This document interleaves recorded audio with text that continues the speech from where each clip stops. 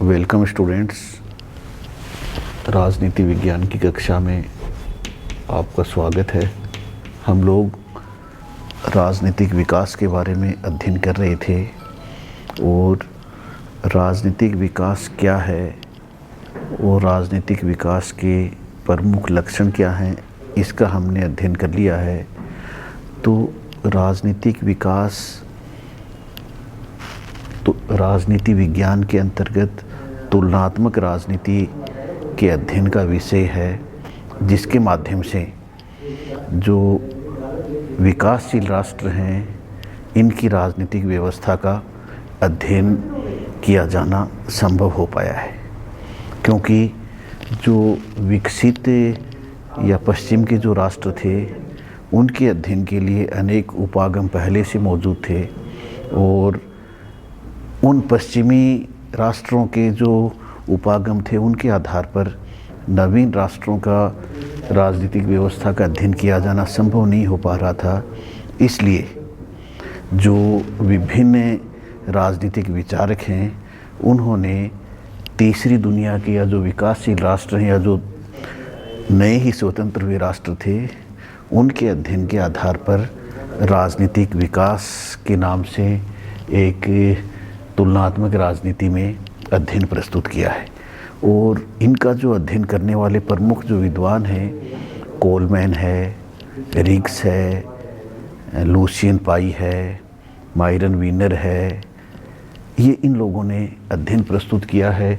और प्रमुख रूप से इन्होंने भारत है, बर्मा है, पाकिस्तान है, घाना है, इंडोनेशिया है, इन राष्ट्रों की शासन व्यवस्था का अध्ययन किया है।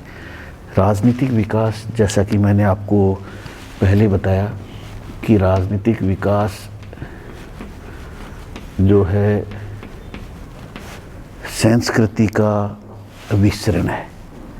राजनीतिक विकास संस्कृति का विसरण है, जो कि पुराने प्रतिमानों का नए प्रतिमानों में परिवर्तन करना है, उनके साथ सामंजस्य बिठाना है या उन्हें बनाए रखना है। और इसके अंतर्गत लुसियन पाई के द्वारा लुसियन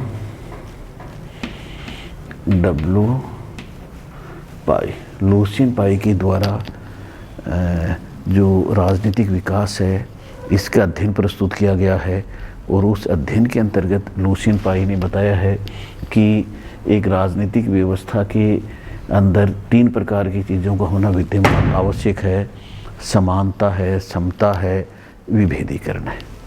इससे जब हम आगे चलते हैं तो उसमें जो ओर्गेन्स्की है, ओर्गेन्स्की ने स्टेजेज ऑफ पॉलिटिकल डेवलपमेंट, उसके अंदर राजनीतिक विकास के जो विभिन्न स्टेजेज हैं उनका वर्णन किया है कि आदिम एकीकरण की राजनीति है, वह है। दूसरा औद्योगिकीकरण की राजनीति है।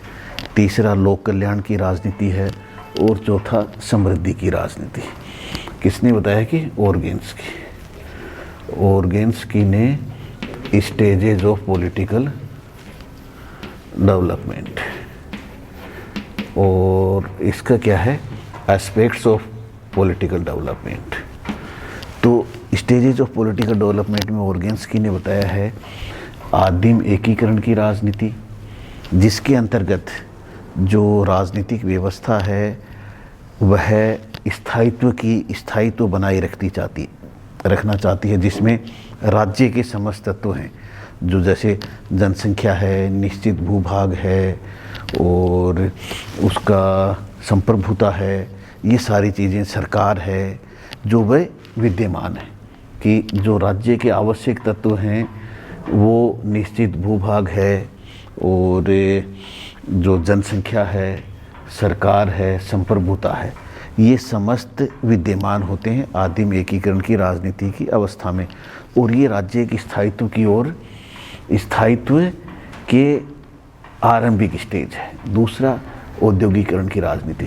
तो औद्योगिकीकरण की राजनीति के अंतर्गत ओर्गेन्स्की ने बताया है कि जो राजनीतिक व्यवस्थाएं हैं वे औद्योगिकीकरण की तरफ या विकास की तरफ उन्मुख रहती हैं। ज़्यादा उत्पादन करने की ओर या नवीन पुराने के स्थान पर नवीन तकनीक का प्रयोग करना वे चाहते हैं। तीसरा जो आता है इसके अंदर कि जो लोक कल्याण की राजनीति, तो लोक कल्याण की राजनीति के अंतर्गत ये बताया गया है कि इसमें जो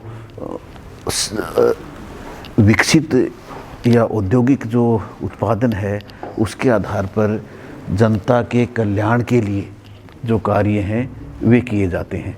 कि औद्योगिकरण की राजनीति के पश्चात जो अपना है लोक कल्याण की राजनीति, तो लोक कल्याण की राजनीति में लोक कल्याण के जो विभिन्न कार्य हैं उनको राजनीतिक व्यवस्था ध्यान रखती है। चौथा, समृद्धि की राजनीति। समृद्धि की राजनीति जो है वह अत्यंत जो विकसित राष्ट्र हैं उनमें पाई जाती है और उन समृद्धि की और इसके अंदर उत्पादन के या जो एकदम नवीन तकनीक का प्रयोग किया जाता है और इस नवीन तकनीक के प्रयोग के आधार पर उत्पादन में अत्यधिक वृद्धि की जाती है। तो समृद्धि की राजनीति, जैसे कि ऑर्गेनिक ने कहा कि ये अमेरिका जैसे देश हैं वहाँ पर ये समृद्धि की राजनीति का स्तर प्राप्त कर लिया है। तो इसलिए स्टेजेज ऑफ पॉलिटिकल डेवलपमेंट में इसके साथ साथ जो हंटिंगटन ने भी जो इसकी विभिन्न अवस्थाएं बताई हैं अपने राजनीतिक विकास की, जैसे कि बौद्धि संगत सत्ता है, राजनीति का विभिन्नीकरण है, राजनीतिक सहभागिता है, उन तत्वों को उसने शामिल किया है। और हंटिंगटन जो है उसने राजनीतिक विकास के साथ साथ राजनीतिक पतन की बात भी कही है। उसका मानना है कि जो बौद्धि संगत सत्ता है, राजनीतिक जो विभिन्नीकरण है और जो सहभागिता है, वे सारे तत्व क्या है एक साथ आना, उनका एक के बाद एक स्टेज का आना आवश्यक है। लेकिन हम क्या देखते हैं कि उसके अंतर्गत जो इस अगर एक स्टेज से दूसरी स्टेज नहीं आ पाती है तब राजनीतिक पतन भी हो जाता है कि राजनीतिक विकास की। तो हंटिंगटन जो है वह क्या देता है, राजनीतिक पतन के बारे में बात करता है कि आवश्यक नहीं कि राजनीतिक विकास ही हो, राजनीतिक पतन भी संभव है। अब राजनीतिक विकास जो है इसका दृष्टिकोण एक मार्गी भी हो सकता है, बहुमार्गी भी। एक मार्गी दृष्टिकोण कैसे है कि जैसे हमारे सामने उदाहरण है, अमेरिका का है, रूस का है, चाइना का है, कि उनके उदाहरण के आधार पर उस रास्ते को अपनाकर राजनीतिक विकास प्राप्त करना। दूसरा है राजनीतिक विकास का बहुमार्गी दृष्टिकोण कि जैसे विकास का जो है कॉन्सेप्ट क्या बहुमार्गी है और बहु उद्देश्यी है। तो इसलिए दूसरा दृष्टिकोण राजनीतिक विकास का बहुमार्गी है, जिसमें कि अनेक दिशाओं की तरफ या अनेक जो विभिन्न एस्पेक्ट्स हैं उनको काम में लेने के आधार पर राजनीतिक विकास किया जाता है। इसलिए जो नवोदित राष्ट्र हैं वे कोई सा भी एक मार्गी या बहुमार्गी रास्ता अपना सकते हैं और उसके आधार पर अपने राजनीतिक विकास की तरफ बढ़ सकते हैं। अब राजनीतिक विकास के विभिन्न एक्टर्स क्या हैं कि किस माध्यम से राजनीतिक विकास संभव है। तो विभिन्न प्रकार के जो एक्टर्स हैं या जो एजेंट्स हैं जो कि राजनीतिक विकास लाने में सक्षम हैं, उनमें जैसे क्रांतिकारी नेता है कि अनेक बार आपातकाल स्थिति में या ऐसा देखा गया है कि जब अस्थिरता के दौर में क्रांतिकारी नेतृत्व का उदय होता है और ये इस क्रांतिकारी नेतृत्व के सामने सबसे प्रमुख जो चैलेंज होता है, चुनौती होती है, वह राष्ट्रीय एकता को बनाए रखने की होती है। तो उस राष्ट्रीय एकता को बनाए रखने के लिए क्रांतिकारी जो नेता है वह तीव्रता के साथ राजनीतिक विकास की तरफ बढ़ता है।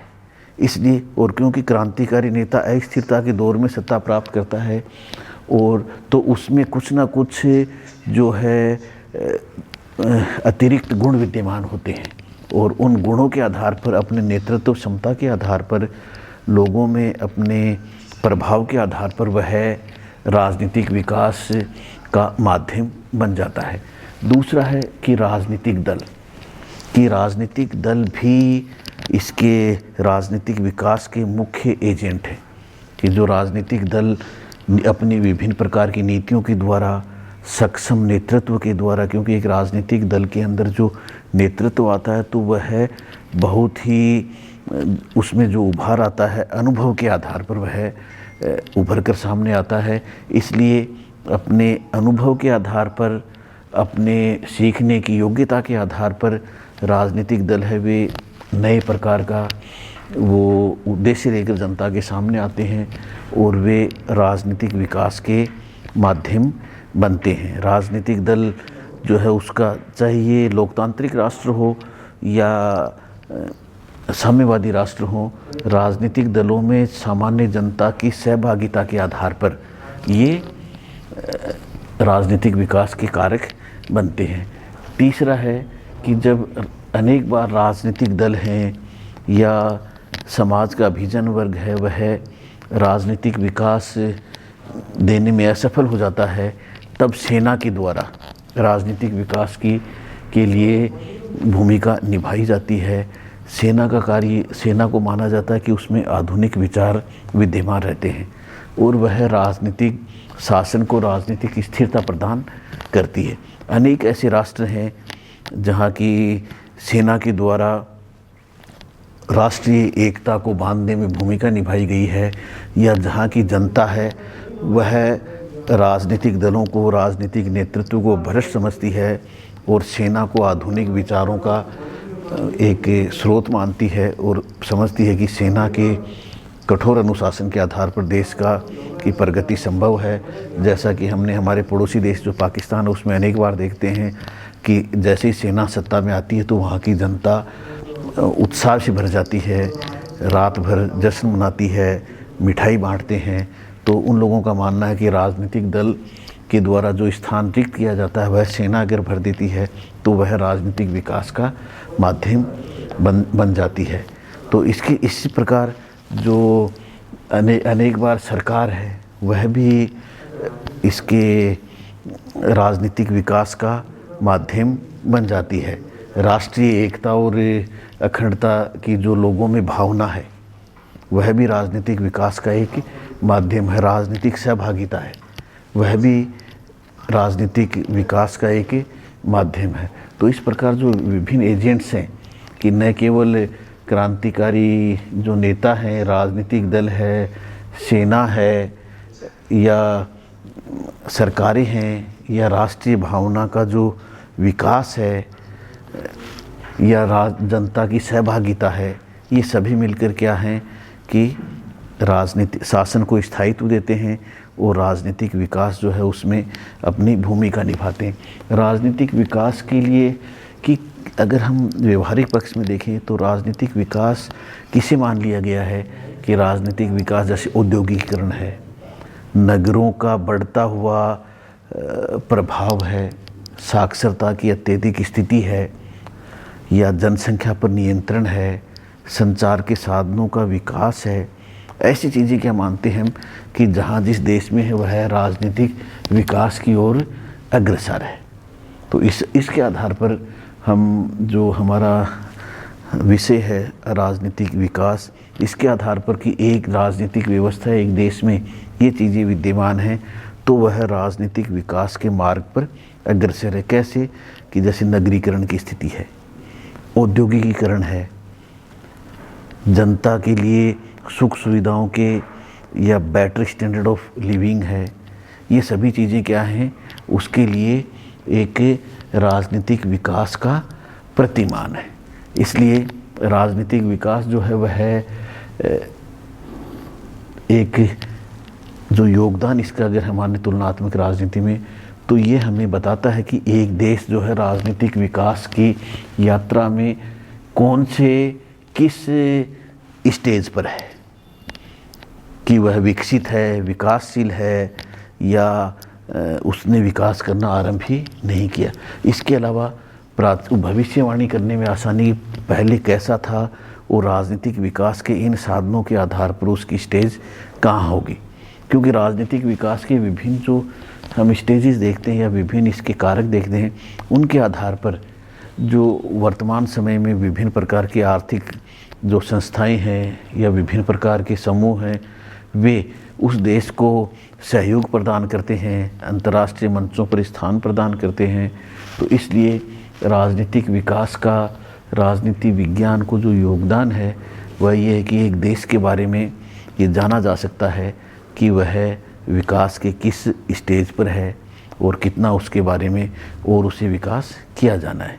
इसलिए और विभिन्न अमेरिकी जो राजनीति विज्ञानी हैं उनके द्वारा इस कंसेप्ट को डेवलप किया गया और डेवलपमेंट के आधार पर तीसरे जो विश्व हैं इनके विभिन्न देशों का अध्ययन के आधार पर उनके निष्कर्ष निकाले गए। इसलिए हम इसके बारे में लुसियन डब्ल्यू पाई है, इसके प्रमुख जो राजनीतिक विचार हैं वो हमारे लिए अत्यधिक महत्व के हैं।